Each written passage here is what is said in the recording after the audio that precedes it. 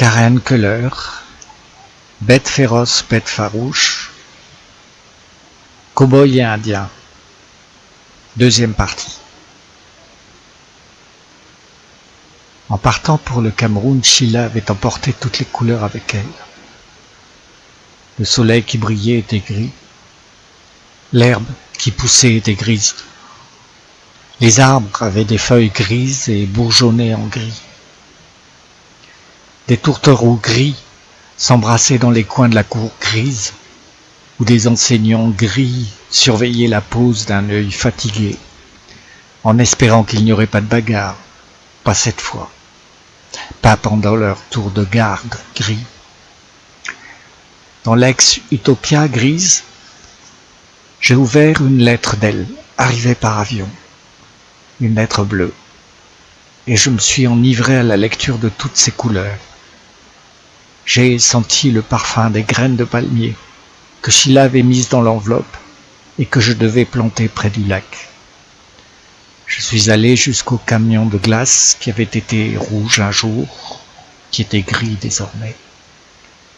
J'ai commandé sans en avoir envie une glace grise au chocolat et pendant le cours de français, j'ai enfourché mon vélo gris pour aller au lac. Sur l'eau grise, nageaient des canards gris et leurs canetons gris à la con. J'ai creusé de petits trous dans la terre grise et j'y ai déposé les graines. De la musique sombre dans les oreilles, je suis resté allongé sur la rive grise, tandis que mon visage se couvrait de taches de rousseur grise. Et puis, une ombre s'est arrêtée devant moi. C'était Marcus le cow-boy. Sa bouche s'ouvrait et se fermait. J'ai arrêté la musique. Il avait une bière à la main, d'autres bouteilles teintées dans son sac à dos. « Alors, les chattes » a-t-il dit. « Toi-même » ai-je dit. Il a ri. « Barre-toi. » Je me suis fait virer de ma place d'apprentissage, a-t-il dit. Et il est où le bus? Quel bus? Avec la foule de gens que ça intéresse. Il s'est assis à côté de moi, au bord de l'eau, et a levé sa bouteille de bière. T'en veux? Non. T'es la première à qui je le raconte, a-t-il dit. J'ose pas rentrer chez moi. Mon père va péter un plomb. Il a vidé sa bouteille de bière d'un trait, en a pris une autre dans son sac à dos, et l'a ouverte avec un briquet qu'il avait dans son paquet de Marlboro. Clope? Non. Tu faisais quoi comme apprentissage? Assurance. Faut dire que c'est nul, ai-je dit. T'as raison, a-t-il dit. Et pourquoi tu t'es fait virer? Je sais pas. Il a bu la moitié de la bouteille. Il l'a reposé un instant, il a roté, vidé ce qui restait. C'est à combienième? Je sais pas. À 5e, 6e. D'une pichenette, il a envoyé son mégot dans le lac. J'y vais. J'ai encore 2 heures de cours. Qu'est-ce que tu sèches là? Français. Quand j'ai voulu me lever, il m'a attrapé par le bras et m'a retenu. Reste. Lâche-moi, tu me fais mal. Je peux te demander un truc? Quoi? Comment elles font pour baiser les lesbiennes? Connard, lâche-moi. Non, sérieux? Vous votez juste ou vous vous mettez des trucs dedans? J'allais frapper. Mais Marcus le cow-boy a été plus rapide. Il s'est jeté sur moi, a mis une main sur ma bouche et glissé l'autre sous ma robe, entre mes jambes. Je me suis débattu, j'ai essayé de le repousser, mais il était trop lourd, et une peur panique s'est emparée de moi. Son haleine de bière me balayait le visage. Il a susurré. « T'as déjà une bite là-dedans? T'as déjà une belle bite humide dans ta chatte? Ou dans la bouche? Dans la bouche. Le soleil gris brillait dans le ciel, gris. Le vent gris était sous. Il me vomissait son haleine puante à la figure, mêlait ses atomes à mes atomes. La terre-mère pleurait des larmes noires. Bruce Lee a dit dans ma tête, « Be water, my friend ». Et je me suis laissé tomber, je suis tombé vers le ciel et j'ai pensé, qu'est-ce qui est et qu'est-ce qui est Dieu possible? Je suis allongé au bord du lac et Marcus le cow-boy est allongé sur moi. Il se sent en sécurité parce que j'obéis au conseil de Bruce Lee. Je nous ai vus d'en haut, au bord du lac, dans cet endroit qui était le nôtre. Pays, continent, planète, système solaire, galaxie. J'étais tout entière d'eau. Ma main gauche a trouvé une bouteille de bière vide, attrapait fermement le goulot. Bruce Lee a dit, « Tu dois être rapide ». Marcus le cow-boy avait une main sur mon visage, l'autre sur sa queue, qui n'était pas assez dure. De toutes mes forces, j'ai écrasé la bouteille sur le crâne. Elle ne s'est pas brisée, comme dans tous les films. Le cow-boy a crié. J'ai frappé, encore une fois, envoyé un coup de genou, un coup de pied, un coup de poing. Réussi à me dégager. Le pantalon sur les mollets, c'est son handicap. Ta robe est ton atout, a dit Bruce Lee. Je me suis levé d'un bond. Bruce Lee a dit, cadre du vélo.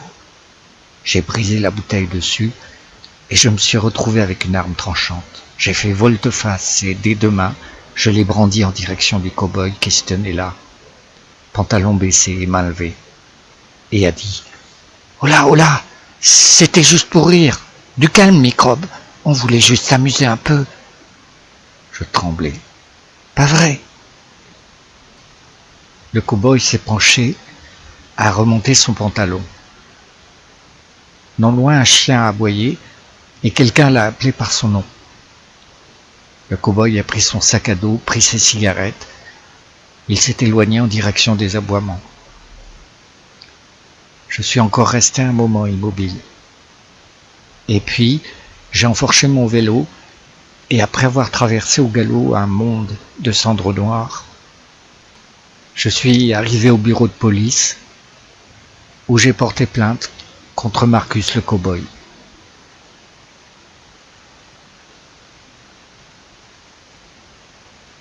La radio construit note à note un escalier vers le ciel.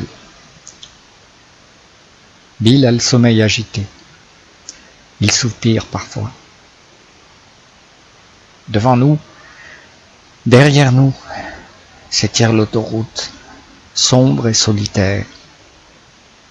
Pas de station-service pour l'instant. Pas de diner, ni de motel. Rien où s'arrêter, se laver le visage et trouver un peu de glace pour Bill. 4 cavaliers s'échappent de la radio et prennent le relais de Led Zeppelin. Un cheval blanc, un rouge, un noir et un vert galopent avec nous dans le faisceau lumineux des phares. Je ne connais pas le nom du groupe, je ne sais pas combien de kilomètres j'ai encore devant moi, ni si nous avons ne serait-ce qu'une chance infime d'arriver à l'heure pour la cérémonie d'ouverture. Je respecte à la lettre les limitations de vitesse, de peur d'être arrêté et contrôlé par une patrouille autoroutière, comme ça, sans passeport ni permis de conduire. Le réservoir est à plus de la moitié. Le moteur fait de son mieux pour en être un. C'est quoi un arbre à cames en fait? Les banjos me disent « Tu es fatigué ?» Mais je baisse un peu la vitre et l'air frais balaie mon visage. Sur le bord de la route, quelque chose de poilu. C'est mort et poussiéreux. Ça apparaît un instant dans la lumière des phares, puis ça disparaît. Un panneau surgit. Au loin, j'aperçois quelque chose de rouge qui clignote. L'horloge du tableau de bord prétend qu'il est 2 heures passées. Autant que je puisse en juger, il n'y a rien que le désert autour de nous, aucun bled en vue. Ce qui clignote là-bas, ça doit être un bâtiment isolé. Tandis que nous approchons, je reconnais les lettres Vacancy. Encore un peu et j'aurais loupé l'entrée.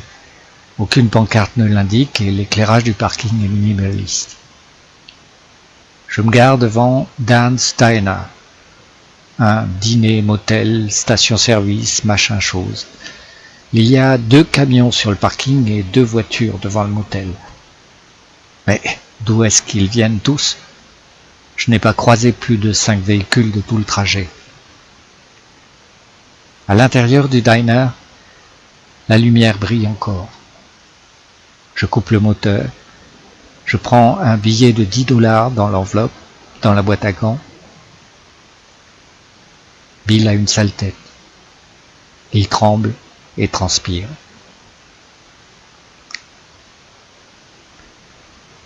La porte du diner claque derrière moi et les 2 camionneurs assis au bar se retournent.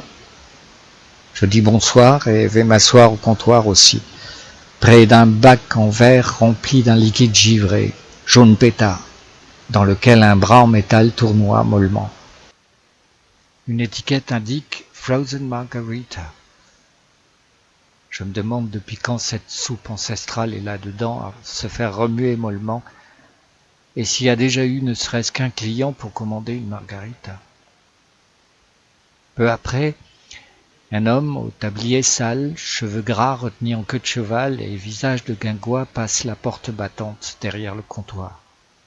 Il a dans la main une assiette où quelque chose de l'ordre d'un burrito se noie dans une bouillie de haricots. Ses ongles noirs trempent dans la sauce. Il balance l'assiette devant l'un des camionneurs, s'essuie la main sur son tablier et resserre du café. « Que puis-je faire pour la demoiselle ? J'aurais besoin de glace. On n'en a pas. Et dans votre coca, vous mettez quoi ? De l'eau gelée ? » Les camionneurs rigolent. « Il est de bonne humeur, Dan, aujourd'hui, » dit celui qui mange le burrito. « De l'eau gelée, » répète l'autre. Et les 3 hommes se remettent à rire de cette blague drôlissime. « Ok, Dan, ne te fous pas de ma gueule, tu veux. J'ai vraiment une journée de merde et dehors, dans la voiture, j'ai un ami qui m'attend avec des yeux tout boursouflés. Il lui faut de la glace. Donne-moi un gobelet plein de glace. Je le paye s'il faut. Et après, t'es débarrassé de moi. » Dan commence par s'ouvrir une bière. « Bon. La demoiselle paie s'il le faut. » Dan prend un gobelet en polystyrène sur la pile posée au-dessus de la machine à café, le remplit de glaçons et le pose devant moi. « Ça fera $5 ?» Les 2 camionneurs éclatent de rire. « C'est vraiment une super affaire ?» dis-je en balançant le billet de $10 sur le comptoir. « Tu peux garder la monnaie. » Le type attrape le billet, moi le gobelet rempli de glace. Il va vers sa caisse et je me dirige vers la porte. « Hé, la petite demoiselle !» lance-t-il encore. « Quoi ? Ta monnaie ?» Je me retourne. Le type agite le billet. « L'eau gelée, c'est cadeau de la maison. Je m'appelle Dan. C'est mon diner ici. Très drôle. 4.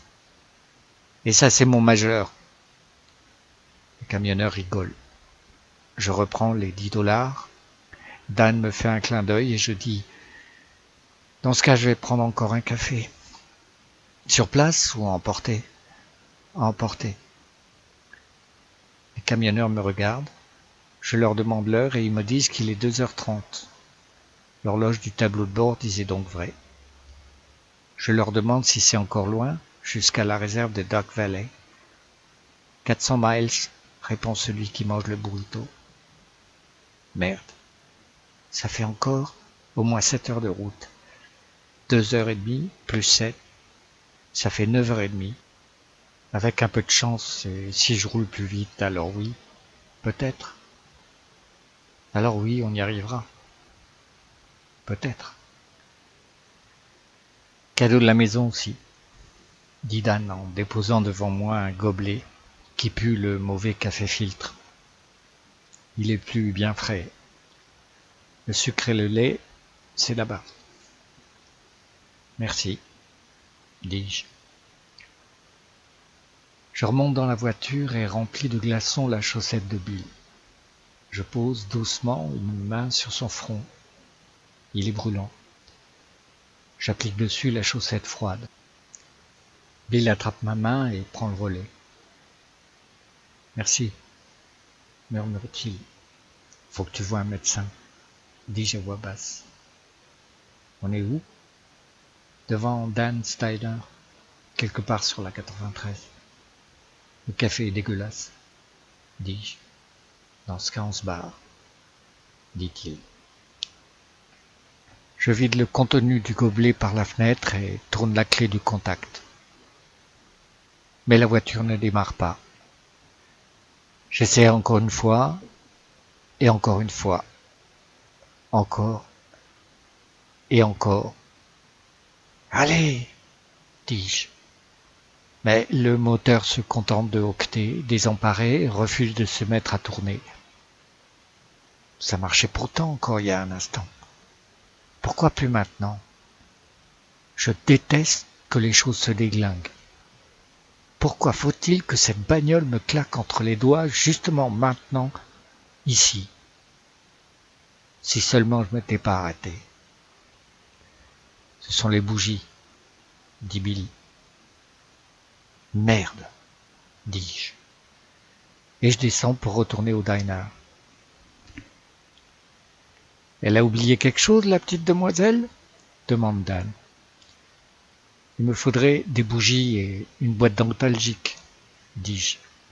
Ah, désolé, on est en rupture de stock. Qu'est-ce que tu dirais d'une chambre pour la nuit? Demande Dan. Et les camionneurs rigolent. Et merde. Elles sont quand même pas si mal, les chambres, dit l'un des camionneurs. Et Dan rigole. La voiture est en rade, et il faut qu'on soit à la réserve de Dock Valley demain matin, dis-je. Dan dit que nous sommes mal partis pour y arriver.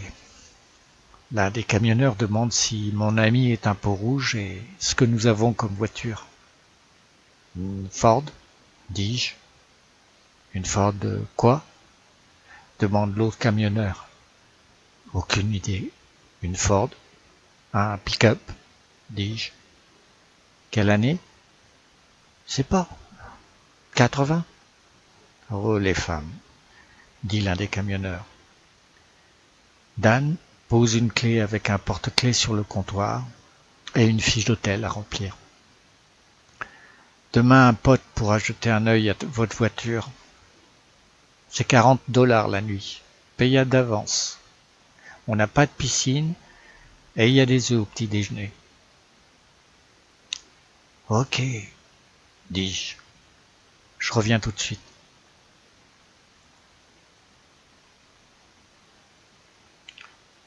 Bill s'est déjà rendormi.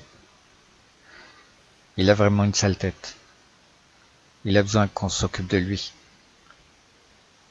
Besoin de médicaments, d'un médecin, d'un lit. Je ressors l'enveloppe de la boîte à gants, retourne au diner et donne à Darren $40 pour la chambre. Faut remplir. Il fait glisser la fiche et la clé dans ma direction. Je ne connais que le prénom de Bill, alors je lui invente un nom de famille et j'inscris Bill et Kat Smith sur la fiche avec l'adresse de Sheila à San Francisco. Monsieur et Mrs. Smith de San Fran, dit Dan et rigole. Je peux voir une carte d'identité? Volée. J'ai bien dit que j'avais une journée de merde, dis-je. Pas d'embrouille, hein? Compris? Je hoche la tête et je prends la clé. C'est la numéro 3, La porte coince, des fois. Si besoin, je suis encore là pour un petit moment. Merci. Je retourne à la voiture et mets toutes les affaires dans le sac de sport de Bill, y compris sa tunique et sa coiffe. Il ne reste plus qu'à trouver le moyen de déplacer ce géant jusqu'à la chambre du motel. Je fais le tour jusqu'à la portière passager et j'essaie de le réveiller. Bill, debout. On va faire une pause ici. Allez, réveille-toi. Viens. Bill ne voit rien. Il n'a plus de force. Je le prends par le bras et le conduis jusqu'à la porte numéro 3. Il est brûlant. Ses vêtements sont trempés de sueur et il doit avoir une fièvre de cheval, c'est sûr. La porte coince, comme promis. Je cherche l'interrupteur. La chambre est toute petite, miteuse. On dirait un décor de film. Une chance que Bill soit provisoirement aveugle. Un lit double au matelas affaissé fait face au téléviseur. Au plafond, un ventilateur bancal et au fond, une salle d'eau avec douche et toilette. J'enlève le dessus de lit et hisse Bill sur le matelas. Il gémit. La chaussette remplie de glaçons tombe à terre. Je la ramasse et vais la nettoyer aux toilettes. Il a peut-être des lésions internes. J'avais pas encore pensé à ça. Peut-être même des lésions graves. Non. Non, non et non. Il faut trouver un moyen de faire tomber la fièvre. Il doit quitter ses vêtements trempés. C'est faisable. D'abord les bottes. Pas si facile. Je bataille pour les lui enlever.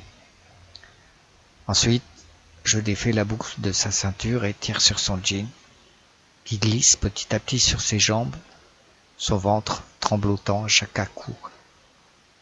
Je lui enlève ses chaussettes, son t-shirt. Il a un tatouage. Il est pratiquement imberbe.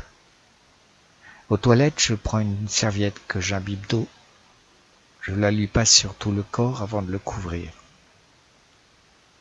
Je reviens tout de suite, lui dis-je à l'oreille.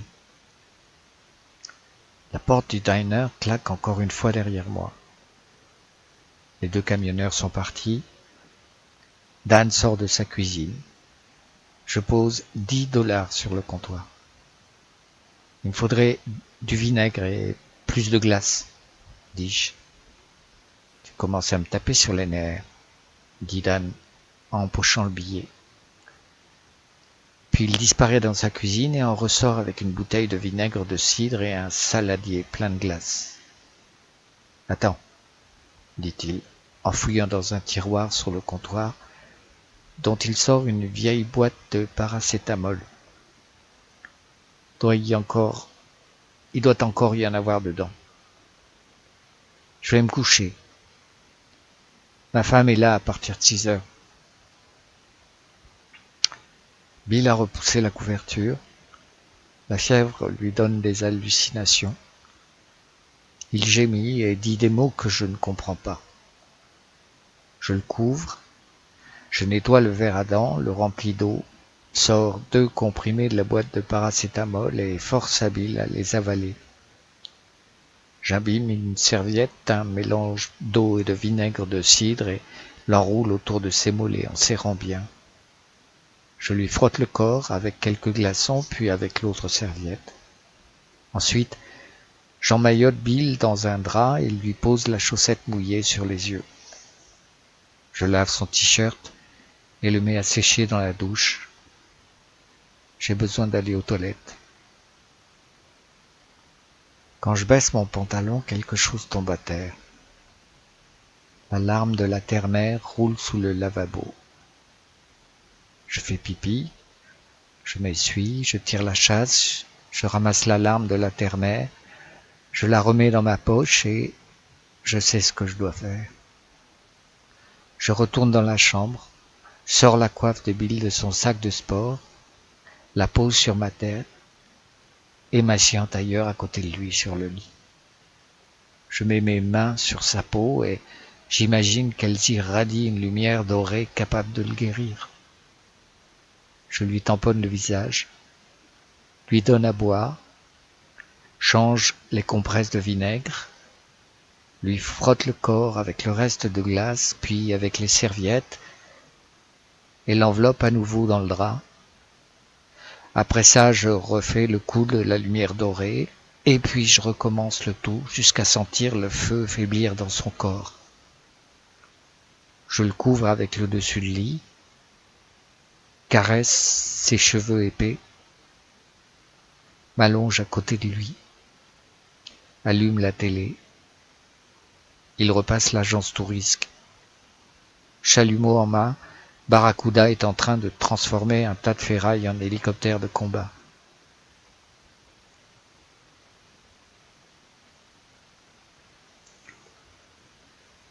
À la fin, ça a été sa parole contre la mienne. Marcus le cow-boy avait nié en bloc. Il avait prétendu ne pas être allé au lac et même déclaré qu'on lui avait dit que j'étais lesbienne et que j'avais de drôles de pratiques sexuelles, que les blessures constatées sur mon vagin pouvaient tout aussi bien provenir d'une bouteille de bière que j'aurais moi-même introduite. « Est-ce exact ?» demanda le juge. « Êtes-vous lesbienne ?»« Non, ai-je dit. »« Je crois pas. » « Avez-vous des relations sexuelles avec une femme ?»« Oui, ai-je dit. »« Ah tiens, » a dit le juge. Et il n'a pas posé d'autres questions. Quand l'affaire a été classée faute de preuves, il n'y avait ni trace de sperme dans mon vagin, ni témoin. J'ai insulté le tribunal et écopé d'une plainte pour outrage à magistrat. J'ai été jugé coupable dans une deuxième procédure et condamné à quelques heures de travaux d'intérêt général que j'ai passés dans un foyer pour handicapés. J'ai bombé « rapist » sur le mur de la maison de ses parents et il a déposé plainte contre moi pour diffamation. Cette fois, c'est moi qui n'avais pas laissé de traces et il n'y avait pas de témoin. Par la suite, j'ai commandé toutes les pizzas de la carte chez un livreur du coin et donné son adresse. J'ai réservé des taxis qui venaient sonner à sa porte le samedi à 6h30. Et des années plus tard, quand j'ai eu vent de son mariage à venir, je faisais des études d'art et j'étais alors en résidence d'artiste à Tokyo. J'ai pris l'avion pour rentrer, je me suis fondu dans la masse des invités, et quand la mariée m'a demandé comment j'avais rencontré Marcus, j'ai répondu « lors d'un viol. Et toi ?» Sheila lui a envoyé un cadeau de mariage, des crottes de chien de Paris où elle étudiait la philo. Je me suis endormi. Quand je me réveille au petit matin, une émission de téléachat vend des produits dermatologiques. La respiration de Bill est calme. Les hématomes qu'il a tout autour des yeux sont bleus, mais plus aussi gonflés qu'hier. Je pose une main sur son front. La fièvre a baissé. Je retire les compresses, le couvre plus chaudement. Dans la salle d'eau, je lave la serviette imbibée de vinaigre et me regarde dans le miroir. Je porte toujours la coiffe de Bill.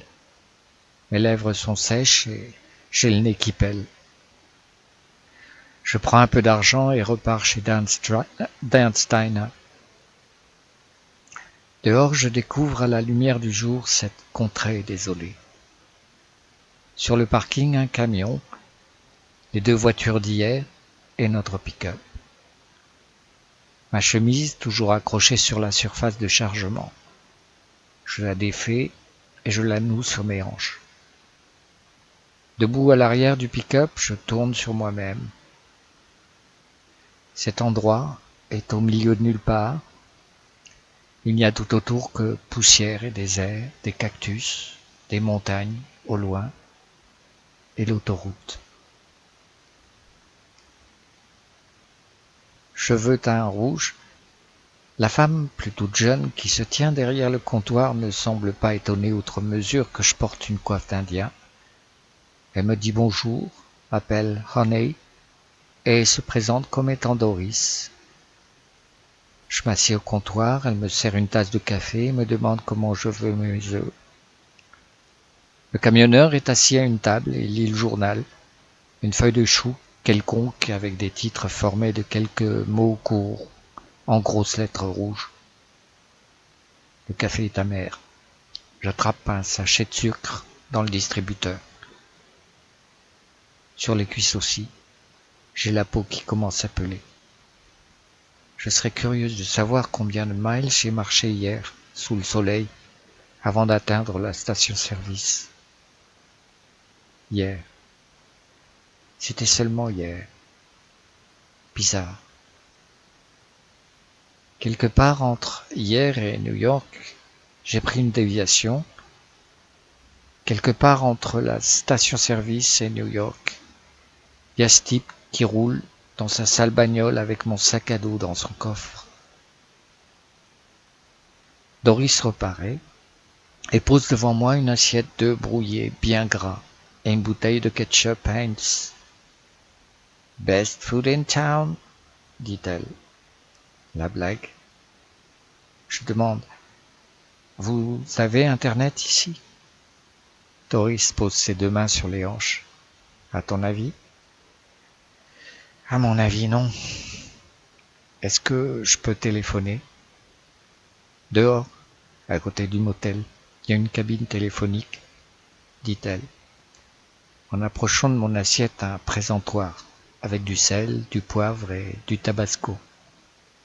Encore un café ? Non, merci. Pas pour l'instant. J'examine les œufs brouillés, je mets de côté sur le bord de l'assiette les morceaux qui ne me reviennent pas. Je suis pas simple pour la nourriture. Je l'ai jamais été. Au Japon, ça m'a valu le surnom de Mespeke. Impossible d'avaler ce qui bouge encore ou se débat, ce qui est visqueux ou gélatineux. Je prends la petite bouteille de tabasco et en verse quelques gouttes sur les œufs brouillés. Je mords dans le coin d'un toast beurré. Quand est-ce que j'ai mangé pour la dernière fois ? Avant-hier ? À San Francisco. Dans une autre vie. Pendant mon séjour à Tokyo, je n'ai pas seulement appris à tisser le brocart traditionnel sur d'anciens métiers. Mon travail artistique consistant dans les années suivantes à tisser le portrait de criminels dans le brocart. Je suis aussi allé régulièrement dans un temple zen où j'ai appris à rester assise calmement. Et le maître m'a enseigné ce truc sur le sens, qu'il était en notre pouvoir de donner du sens aux choses ou de les leur retirer. J'ai tissé le visage de Marcus le cow-boy et il est venu agrandir ma série de criminels, rejoignant des dictateurs, des tueurs en série, un investisseur, des chefs de cartels de drogue, un président russe, dans une exposition qui m'a valu des prix et permis de voyager dans le monde entier. C'est aussi pour cela que je vis à New York maintenant. Pendant une exposition commune où étaient présentés deux de mes criminels, une galerie est venue me parler. Elle a demandé combien de criminels il y avait sur ma liste.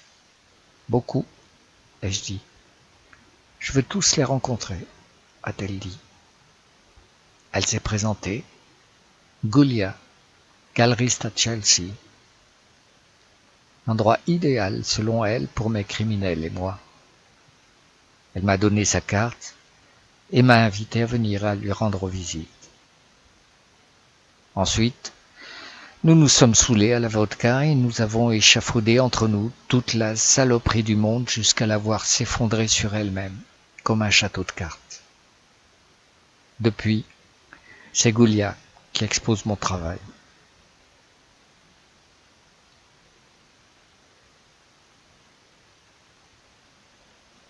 Dan passe la porte à battant. Il a l'air fatigué, Il vient de prendre une douche et dégage une forte odeur d'aftershave. Il tient dans la main un post-émetteur-récepteur qu'il pose sur le comptoir à côté de moi, puis échange avec Doris un regard, vieux de 25 ans, salue le camionneur et allume la radio. « Alors, grand chef, déjà debout ?» demande Dan, en s'asseyant à côté de moi. « Ouais, » dis-je. « Et comment va ton ami ? Je crois qu'il est tiré d'affaire. » « Ah, c'est une bonne nouvelle, ça. » Dan prend une grosse gorgée de café. « Moi aussi, j'ai du nouveau pour toi. » Je le regarde et cesse de mâcher. Jeff a pris la route pour Vegas hier. Il vient d'arriver. C'est qui, Jeff ? L'un des 2 camionneurs qui étaient là hier soir. Tu te souviens de ce grand bonhomme, charmant, assis là-bas ? Bien sûr. C'est un pote à moi. Et il a un pote dans un garage à Vegas. Tu vois ce que je veux dire ? Non. Bon. Et il a trouvé à Vegas les bougies qu'il te faut pour ta bagnole.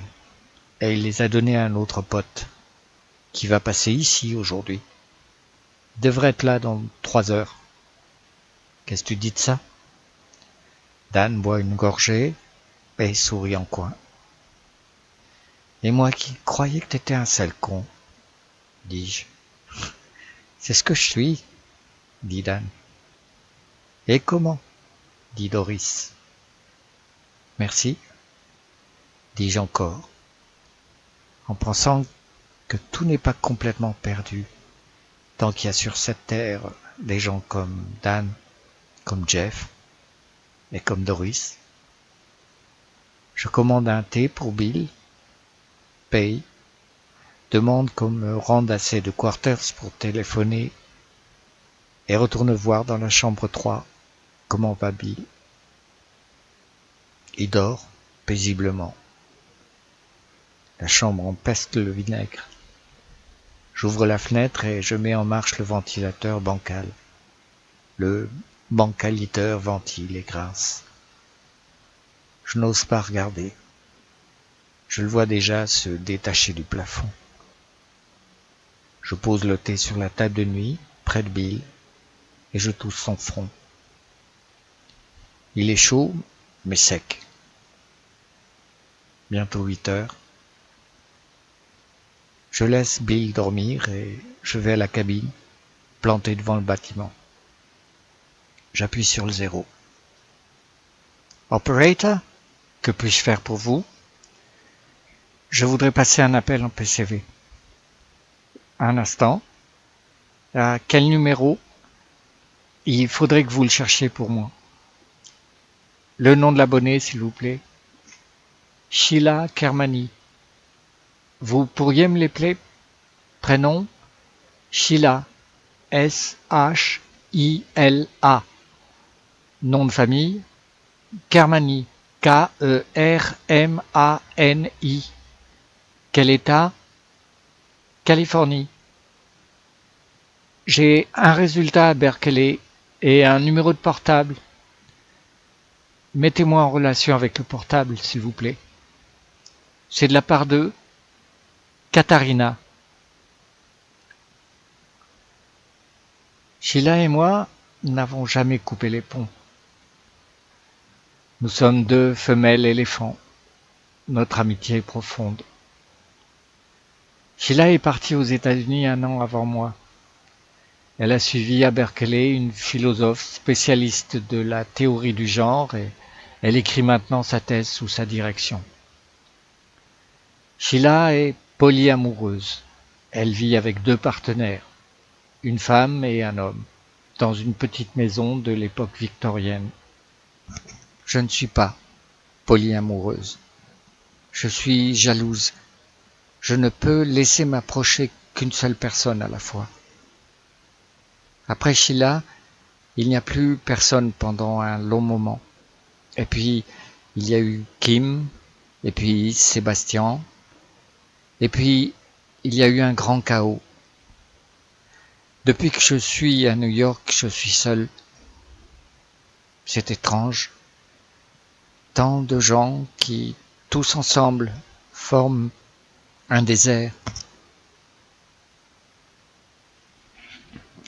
Il est encore tôt, mais la chaleur est déjà écrasante. Je ferme la fenêtre et m'allonge à côté de Bill sous le ventilateur. Il essaie d'ouvrir les yeux et ses paupières gonflées frémissent, mais il ne parvient pas à les soulever. Tout va bien, dis-je. Chut. Sa respiration s'apaise et redevient régulière. Je crois qu'il va mieux. Je renifle mes aisselles en pensant Castor. Une douche, ça serait plutôt une bonne idée. Ça serait même une très bonne idée. Mais pour ça, il faudrait que je me lève. Il faudrait... Je me réveille en sursaut parce que Bill me caresse le bras en répétant mon nom. Kat. Réveille-toi, Kat. J'ouvre les yeux. Les rideaux sont ouverts. À la télévision, une publicité aux allures de reportage présente une ceinture anti-graisse abdominale. Bill vient de prendre sa douche. Il porte ses lunettes d'aviateur, la casquette de la station-service Jet et des vêtements propres. Sa main me caresse les cheveux. Il effleure les plumes de sa coiffe. Tout à coup, je me sens stupide, comme si j'avais profané son costume, comme si j'avais fait quelque chose d'extraordinairement bête, comme si je n'étais pas en droit de porter ses plumes, et encore moins de m'endormir avec et de les abîmer. Je suis désolé, dis-je. Tout va bien, Sakagewa, dit Bill. On n'a pas réussi, dis-je. La cérémonie? Chut, dit Bill. Merci pour ce que tu as fait pour moi. Jeff nous a trouvé des bougies. Ah, avec Dan, on les a déjà montées, dit-il. C'est bien. Comment tu te sens? Je demande. Mieux, dit-il. J'ai mal à la tête et j'y vois pas bien. Estime-toi heureux. La chambre est tellement moche que t'en tomberais à la renverse. Bill rigole. Tu vois à ma place maintenant, dit-il. La salle de bain empeste toujours le vinaigre. Je prends la douche la plus brève de l'univers et enfile mes vêtements sales. Je mets les affaires dans le sac de sport, fais le lit, prends les cigarettes, la clé de la chambre, la coiffe et l'enveloppe avec l'argent. Me retourne encore une fois et parcours la pièce du regard, puis appuie sur le déclencheur d'un appareil photo imaginaire. Là, maintenant, clic. Le parking est vide. Il ne reste plus que notre pick-up. Bill est assis dehors, dans l'ombre étroite du diner. Il discute avec Dan. Howdy, grand chef, grasse matinée, lance Dan. Hugues, dis-je en levant une main. Puis je les rejoins et rends sa coiffe à Bill. C'est la tienne maintenant, Sakagewa, dit-il. Et il me la pose sur la tête. Dan sourit en coin. Je suis pas doué pour les adieux. Je me dépêche de bourrer le sac de sport derrière le siège passager du pick-up. La clé est sur le contact, dit Dan. Combien je te dois pour les bougies et la main-d'œuvre? Je demande. C'est déjà payé, dit Dan en montrant Bill. Dan, merci. Pas de quoi. Je lui rends la clé de la chambre et en profite pour lui glisser $100. Pour Jeff et Ted, dis-je. Fais-leur tes burritos dignes de ce nom. C'est trop. dit Dan. Alors, fais-leur 10 fois des burritos dignes de ce nom. T'es cool, grand chef. Toi aussi. Doris a encore quelque chose pour toi. Elle est à l'intérieur. Et après, fais-moi le plaisir d'embarquer ton ami là et de l'emmener au Powo. Doris s'est assise au comptoir. Elle lit le journal. La porte claque derrière moi. Doris lève la tête et écarte les bras. Viens là, René. Ton ami Bill a raconté à Dan ce qui t'est arrivé. Et Dan me l'a raconté. Toutes tes affaires volées, ma pauvre. Doris me serre contre sa poitrine, fait le tour du comptoir et pose un sac en papier entre nous. Elle en sort peu à peu le contenu.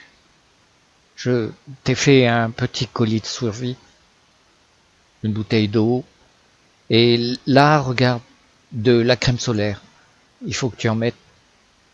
Et de l'aloe vera. C'est juste un reste, mais ça fait du bien le soir, contre ton coup de soleil. Un déodorant, je me suis dit peut-être, enfin, ils sont pas forts. Et puis, j'ai encore quelques... Enfin, moi, je rentrerai plus dedans. Tiens, une culotte. Bon, c'est pas la grande classe, mais c'est ce qu'on portait autrefois. Et un short. Et un chemisier. Fais-moi plaisir. Et prends le tout. Je sais pas quoi dire, dis-je. Juste merci. Ça suffit. Merci, Doris. Si tu veux, tu peux te changer tout de suite. Les toilettes sont là derrière. 10 minutes plus tard, je sors de chez Dan Steiner. La porte claque derrière moi. Dan et Bill se retournent et ricanent. Je porte le micro-short de Doris, une chemise nouée sur le ventre, coiffe de plumes sur la tête. Dan siffle. Doris, c'est toi? T'as rajeuni de 30 ans? Sexy, dit Bill. La ferme, dis-je. Time to say goodbye, dit Dan. Je tourne la clé dans le contact. Le moteur et la radio démarrent. Je prends les lunettes en plastique verte, posées sur le tableau de bord et les mets.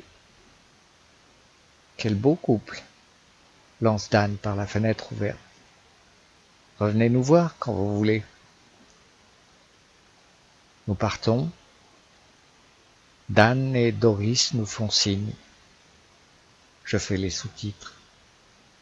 Dan et Doris nous font signe, dis-je. Nous agitons la main, nous aussi. Cigarette? Je demande. Oui, dit Bill. J'appuie sur l'allume-cigare. Nous roulons. Le vent s'engouffre dans les fenêtres et la musique dans nos oreilles. Nous sommes 2 dauphins dans l'eau. L'un d'eux est presque aveugle. Nous pourrions être des héros pour un jour seulement. Moi, je serai le roi, et toi, tu serais la reine. Clac, dit l'allume-cigare. Je prends 2 Marlboro dans le paquet, les allume et en donne une à Bill. Ce sont des cigarettes de cow-boy, dit-il. Je sais, dis-je. Qu'est-ce que tu vois? Demande Bill. Le pays de ton peuple? C'est comment? C'est beau, dis-je. Dans les années 50 et 60, ils ont fait des essais nucléaires ici, dit Bill. On ne voit rien de tout ça. Le paysage s'étale, l'air de rien, comme il s'étalera encore dans de nombreux millénaires. Il y a une chaîne de montagnes qui s'appelle Shoshone Mountains, dit Bill. J'aimerais bien y aller, dis-je. Qu'est-ce que tu ferais là-bas? Demande Bill.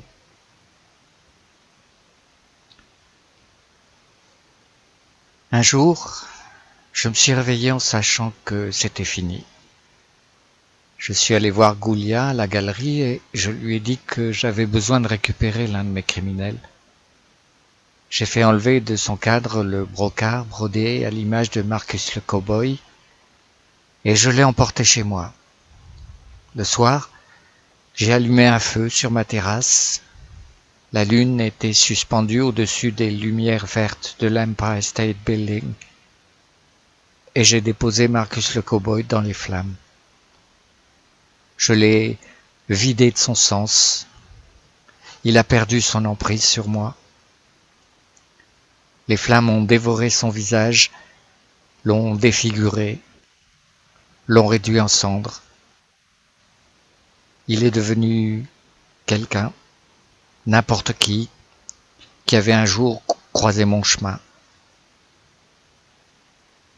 J'ai mis les cendres dans une boîte, j'ai fait mon sac à dos et j'ai pris l'avion pour San Francisco. Sans prévenir, je me suis trouvé devant la porte de Sheila. Je lui ai montré la boîte et j'ai dit « On a quelque chose à enterrer ». Elle a dit « Qu'est-ce que je suis contente ». Nous avons pris la voiture et traversé ensemble le Golden Gate Bridge pour aller à la campagne, à Marin County. Puis nous avons marché jusqu'à la mer et au coucher de soleil, nous avons dispersé les cendres dans les vagues. Sheila n'a pas posé de questions. Je crois qu'elle savait. Je ne suis resté que quelques jours, après quoi j'avais prévu de rentrer en voiture à New York. Sur un site de covoiturage, un type cherchait un deuxième conducteur.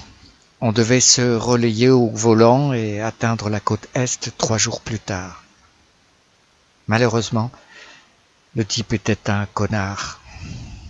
Dans la vallée de la mort, sa main s'est retrouvée dans mon entrejambe. Je lui en ai retourné une, je suis descendu de voiture et il a mis les voiles. La station-service la plus proche était à plusieurs miles de là.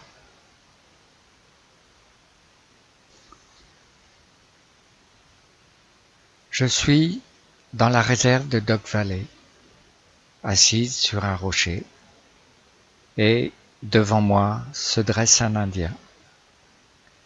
Il porte une casquette jaune de la station-service Jet, une tunique avec en plastron un motif géométrique formé par de longs bâtonnets en os et des mocassins brodés de perles. Son nom est Neige d'automne et il a 2 yeux bleus.